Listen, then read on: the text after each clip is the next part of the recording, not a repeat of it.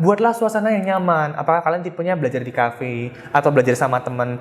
Aku sih senang belajar sama teman, tapi seringkali jadinya malah ngobrol kemana-mana. Kita bukan bahas pelajaran.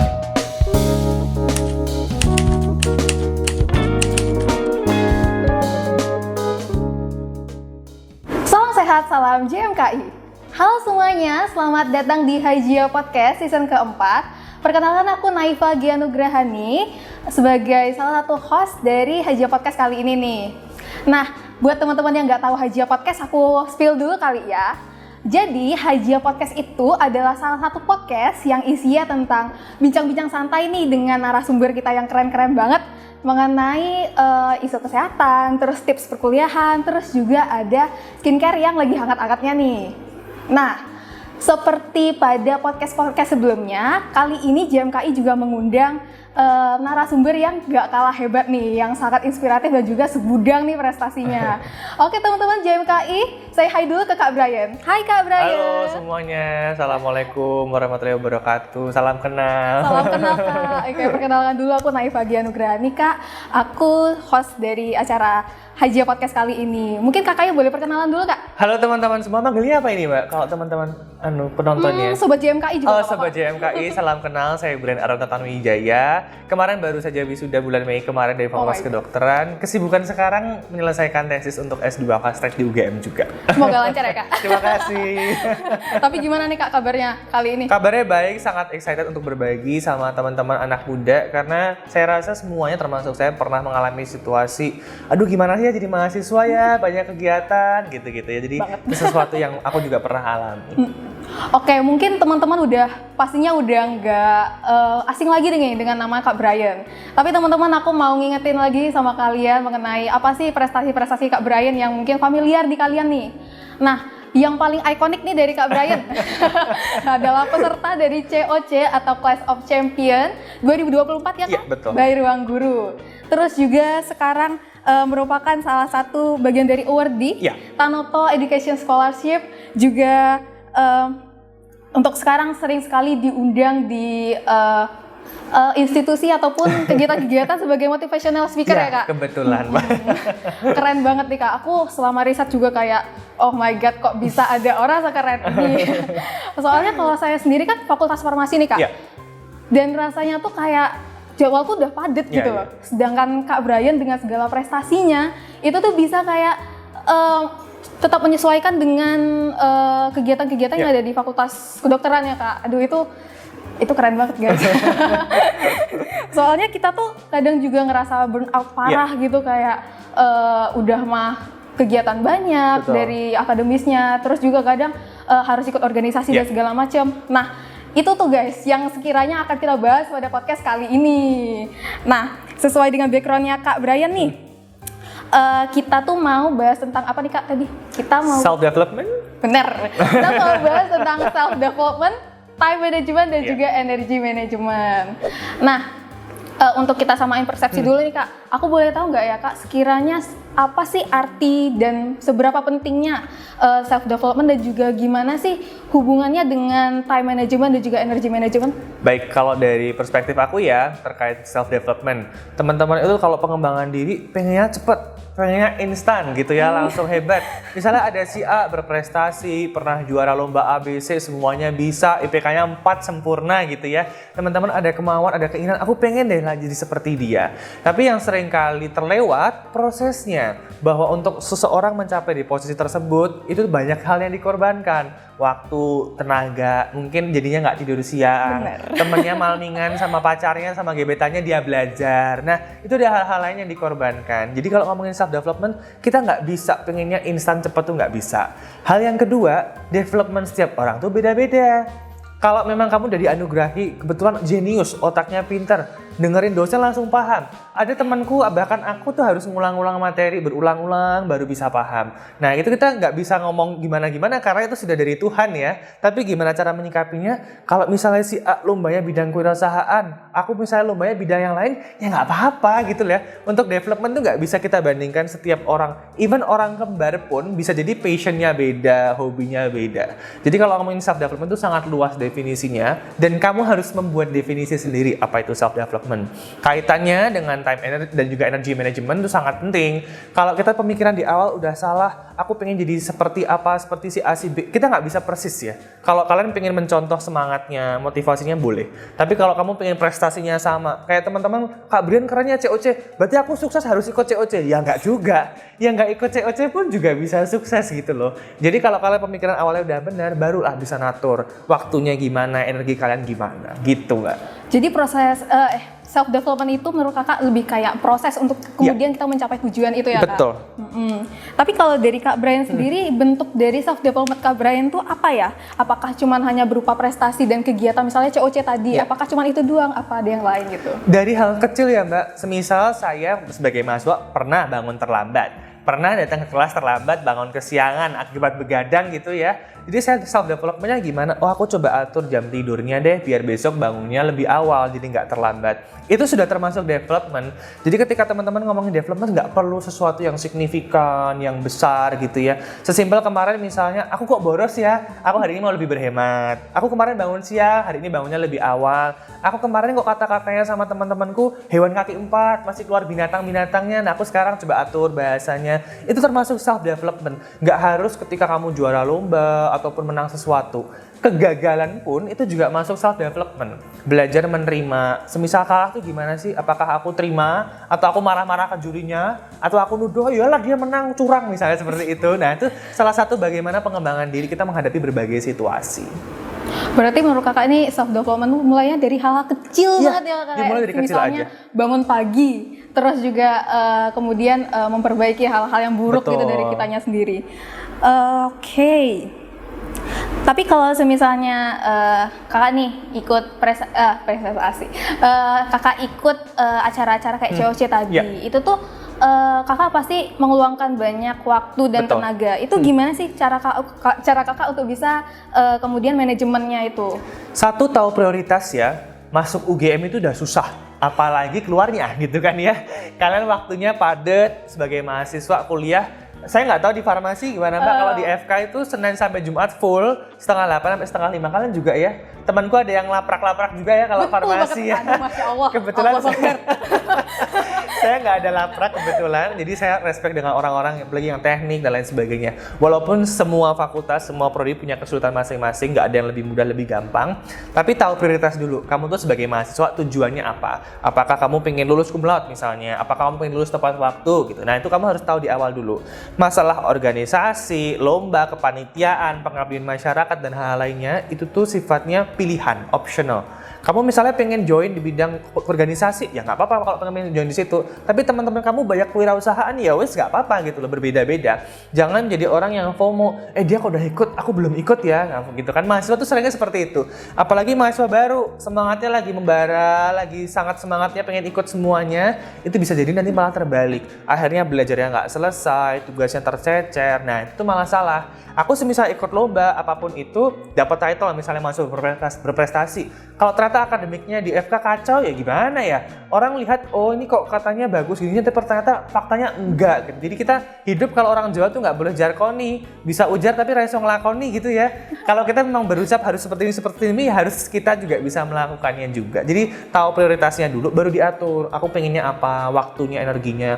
Kita dalam 24 jam itu waktunya sangat singkat terasanya dan semua orang tuh waktunya sama. Nggak ada yang 25 jam, 30 jam. Jadi kalau teman kalian bisa, kalian juga pasti harus bisa. Gimana cara bagi waktunya? Semisal ini lagi nunggu organisasi, lagi nunggu rapat isyoma, aku udah sholat nih, udah makan, masih ada setengah jam, ya belajar, yang ngerjain tugas.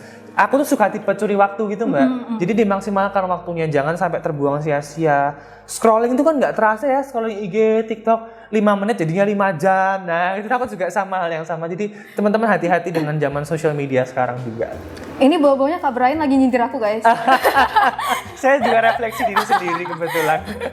Kayak bener-bener relate banget sama aku yang FOMO-an parah mengenai kayak teman-teman tuh ikut organisasi ini, teman-teman ikut volunteer ini. Betul. Terus aku kayak kok aku nggak ngapa-ngapain gitu loh Kak, padahal sebenarnya di dalam itu kita juga berproses ya Kak.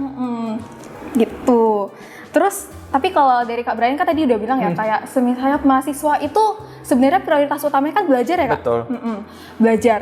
Terus kayak gimana sih tanggapan kakak kalau misalnya nih, ini mahasiswa benar-benar kayak aku mau belajar, tapi kayak masalah self development, terus kayak mungkin ikut organisasi kurang, terus juga ikut volunteer kurang, terus mungkin terlalu fokus pada hal-hal bersifat akademis. Itu menurut kakak sendiri gimana? Kalau kalian pengen akademis, fokus, misalnya teman-temanku kemarin lulusan ada yang IPK-nya 4 sempurna gitu ya, itu luar biasa ya.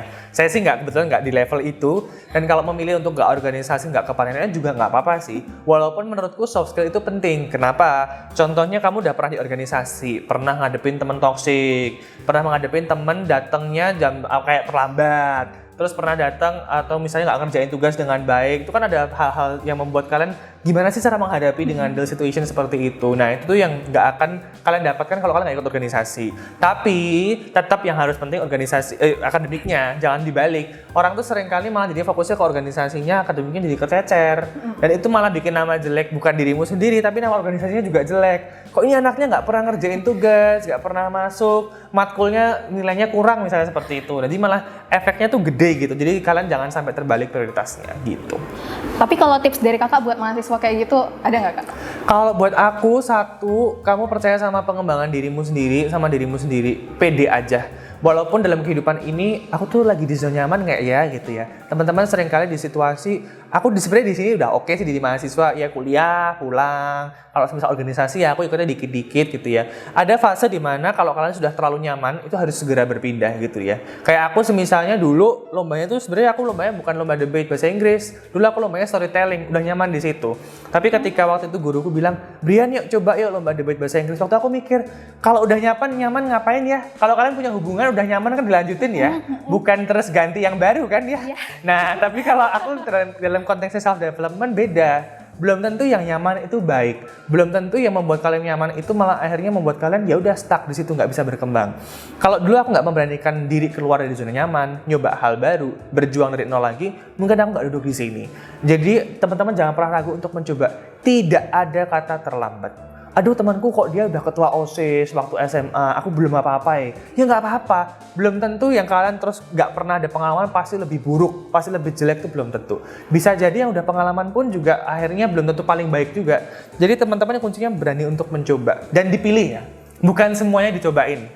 Kalian harus tahu mana yang kira-kira kalian pengen coba sesuai dengan passion kalian. Bukan, oh ini karena gebetan dan doiku di situ aku mau ikut deh cobain misalnya gitu, jangan. Motivasinya karena organisasi ini misalnya membangun diri kalian, banyak opportunity bisa ikut lomba dan lain sebagainya gitu. Yang penting jangan FOMO ya kak tadi. Iya betul. Tapi tetap pede aja kalau misalnya mau ikut gitu. Betul. Soalnya tuh kadang kayak ngerasanya tuh kayak ini mungkin cocok di aku tapi aku nggak berani gitu, soalnya aku nggak ada startnya dari awal gitu. Oke. Tapi kalau dari kakak ada saran nggak kak mengenai self development buat mahasiswa nih? Saranku buat teman-teman yang ingin sedang membangun self development tuh tidak ada kemenangan kalau tidak dipertaruhkan gitu ya. Kalau kalian nggak mempertaruhkan waktu kalian, tenaga kalian, energi kalian, nah itu tuh akan nggak berkembang menurutku kalau stuck di situ aja gitu ya. Jadi mahasiswa yang, walaupun aku juga tidak menyalahkan kalau kalian pengen jadi mahasiswa yang fokus akademik aja, kuliah pulang gitu ya. Tapi kalau ngomongin self development, ada banyak hal yang bisa kalian pelajari, dan itu pelajari itu nggak harus dari expert, dari dosen, orang yang lebih pintar, orang lebih hebat. Belajar self development itu tidak hanya konteksnya akademik aja. Kalian menambah ilmu, menambah informasi. Self development kehidupan itu juga penting, Mbak. Semisal kalian belajar unggah-ungguh. Kalau di Jawa tuh kan kita sangat menghargai orang-orang yang lebih tua. Adatnya seperti apa. Nah, itu sesuatu yang sekarang missing gitu loh. Semisal kalau lewat depan orang, kalau kami kan di Jawa diajarkan untuk ya permisi lah, ngapunten, misalnya seperti itu. Nah, itu tuh something yang missing sekarang untuk gimana caranya kita menghargai orang yang lebih tua. Atau menjadi orang yang sifatnya itu tidak apatis. Ada kecelakaan bukan yang malah nolongin, malah ikut video misalnya seperti itu. Atau semisal kalian tidak bijak bermain social media. Nah, itu salah satu bentuk yang membuat decrease dari self development kalian sendiri. Jadi ngomongin self development jangan konteksnya wah aku harus IPK 4, pintar dan lain sebagainya. Orang pintar kalau nggak ada akhlak, nggak ada martabat itu nonsens, percuma. Lebih baik orangnya mungkin ya so-so lah, dia mungkin keterangannya nggak baik tapi dia punya hati yang baik, hatinya mulia, sering nolong orang, hormat sama orang lebih tua. Nah itu tuh menurutku lebih penting. Jadi tidak semuanya yang dilihat dunia kan nilai, prestasi dan lain sebagainya. Tapi kalau dalam kehidupan diri kita yang kayak karakter itu sampai terlupa, sayang sih Mbak. Jadi self development itu banyak konteksnya dan juga nggak melulu tentang akademis. Betul. Tapi juga kita harus menjaga itu ya Kak. Betul. Terus dari kakak nih ada tips gak kak buat mahasiswa untuk bisa nge-manage waktu sama energinya nih kak biar tetap stay semangat gitu? Kalau manage waktu, kita kalau ngomongin terkait fisiologis ya, pagi itu memang stres karena hormon kortisolnya naik, itu fisiologis. Jadi ketika siapa yang bangun, aduh males banget kelas, atau aku ngerjain tugas dan sebagainya, itu tuh fisiologis normal. Kalian yang tahu jam prime time kalian, aku kok habis kuliah kok ngantuk ya, mau tidur dulu baru bisa belajar, ya nggak apa-apa. Kalian jangan terjebak di toxic productivity. Sekarang tuh aku tidur siang guilty nggak ya? Temanku nanti udah ngerjain laprak, aku belum. Atau temanku udah belajar sampai bab ini, aku belum. Misalnya seperti itu. Orang kan pastinya sendiri-sendiri. Ada yang dia baru bisa belajar dini hari, ada yang baru bisa belajar malam. Walaupun rekomendasi jam tidur itu penting, jangan begadang. Karena begadang itu ibaratnya mengambil hari kita di masa depan gitu ya. Walaupun aku juga masih begadang, ini refleksi untuk diri sendiri juga. Tapi kalian jangan sampai terjebak satu toxic productivity, dan kedua buatlah suasana yang nyaman. Apakah kalian tipenya belajar di kafe atau belajar sama temen? Aku sih senang belajar sama temen, tapi seringkali jadinya malah ngobrol kemana-mana. Kita bukan bahas pelajaran. Kamu tahu nggak sih dia kemarin gini-gini. Nah, misalnya gitu. Nah itu serunya kak. Nah, ya itu buat selingan boleh. Tapi kita nggak boleh ngomongin orang ya. Gibahin tuh nggak boleh. Kalau kita misalnya nggak suka sama orang atau apapun itu, kalau ngomong di depannya langsung harus gentleman. Jangan ngomongin di belakang gitu ya.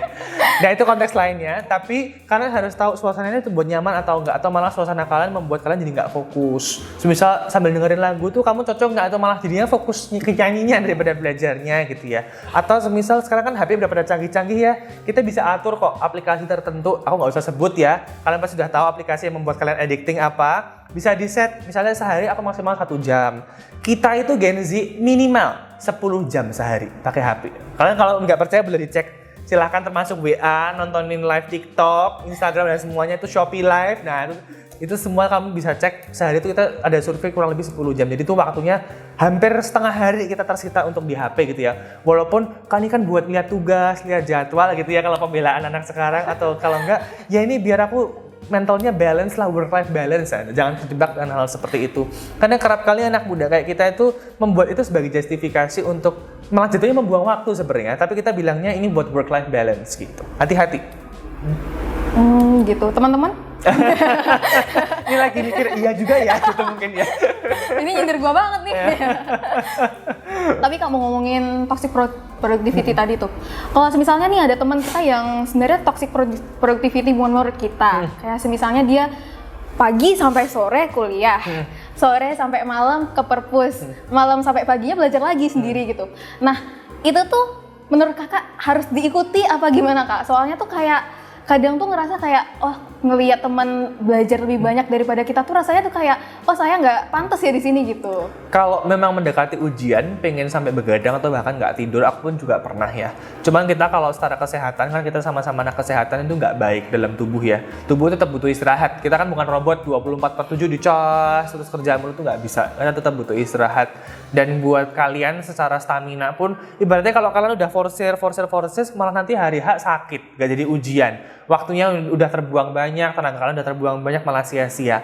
Jadi jangan sampai terjebak di fase aku materinya banyak banget nih, aku belum selesai dan sebagainya. Menurutku kalau semisal nggak kekejar, at least maksimalkan ke yang waktu yang kalian bisa kekejar. Tapi kalau aku ya tetap bisa make time untuk tidur, istirahat lah, at least 1-2 jam atau gimana. Karena kalau enggak, bisa jadi malah nanti kalian belajar apa ngeblank, otaknya benar-benar blank karena dia capek, udah deteriorating, dipakai terus gitu. Jadi hati-hati.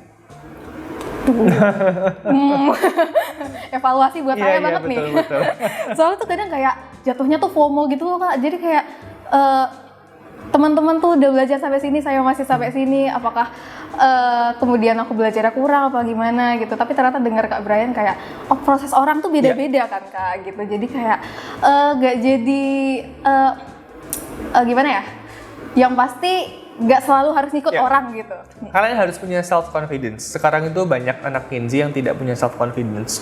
Aduh kalau aku misalnya apa ya, bentuk make upnya nggak sesuai dengan yang sekarang tuh nggak FYP misalnya kayak gitu. Jadi kalian harus punya mau kulit kalian apa warnanya, bentuk hidung kalian apa, bentuk mata ya itu sudah rezeki dari Tuhan, harus be proud of it. Oke. Mungkin aku bisa ngerangkum nih dari boleh, semuanya silakan. Kak. Soalnya banyak banget informasi yang disampaikan dari Kak Brian nih. Jadi kayak yang pertama banget, self development tuh penting ya Kak. Tapi konteks dari self development orang-orang tuh bisa beda-beda, konteksnya bisa beda-beda. Terus kayak self development itu nggak cuma di akademis, tapi juga mengenai unggah-ungguh tadi misalnya Kak. Terus mengenai sikap, karakter dan segala macamnya itu juga tetap harus di-maintain gitu. Tapi selain itu kita juga belajar mengenai time dan energy management. Kita harus tahu mengenai prime time kita harus tahu mengenai gimana sih jam kita yang enak buat misalnya belajar ataupun buat melakukan hal-hal lain. Tapi juga jangan sampai stres gitu. Betul. Ya Kak, bener gak? Yang berlebihan tidak selamanya baik. Harta berlebihan tuh juga repot loh, tanggung jawabnya gede loh ya. Siapa tahu bukan duitnya sendiri kan bisa jadi. Aduh. Bahaya tuh Kak, ini dekat kali ya. Terus apalagi nih? Mungkin dari kakaknya ada yang mau ditambahin nggak Kak? Apa ya, menurut dari saya teman-teman percaya aja dengan prosesnya, dinikmati. Evaluasi dalam perjalanan juga penting. Semisal ketika menghadapi kegagalan, lagi di masa-masa sulit gitu ya, pasti pernah dapat nilai jelek, gak sesuai dengan ekspektasi, sudah meluangkan waktu belajar keras-keras mati-matian, tapi ternyata hasilnya nggak sesuai. Menurutku penyesalan yang terbaik itu penyesalan kalau kalian menyesal tapi sudah melakukan yang terbaik. Kalau kalian menyesal karena belajar asal-asalan itu tidak layak, tidak pantas untuk menyesal. Kalau kalian tidak mempertaruhkan, tidak berjuang, ya jangan menyesal, jangan marah sama Tuhan. Tuhan itu adil. Kalau kalian sudah berjuang keras, sudah berjuang dengan serius, tekun, pasti hasilnya belum tentu juga. pasti hasilnya sesuai dengan keinginan yang di atas, baik itu gagal maupun berhasil. Tapi at least nggak ada perasaan guilty di kemudian hari. Itu sih kalau dari aku. Keren banget Kak. Dengan bicara dengan Kak Brian aku mendapat insight-insight baru, terus evaluasi buat diri aku sendiri banget. Iya. Saya mau Mbak, saya juga. Ini sebenarnya yang bikin pertanyaan aku semua karena ini keresahan diri aku sendiri Kak.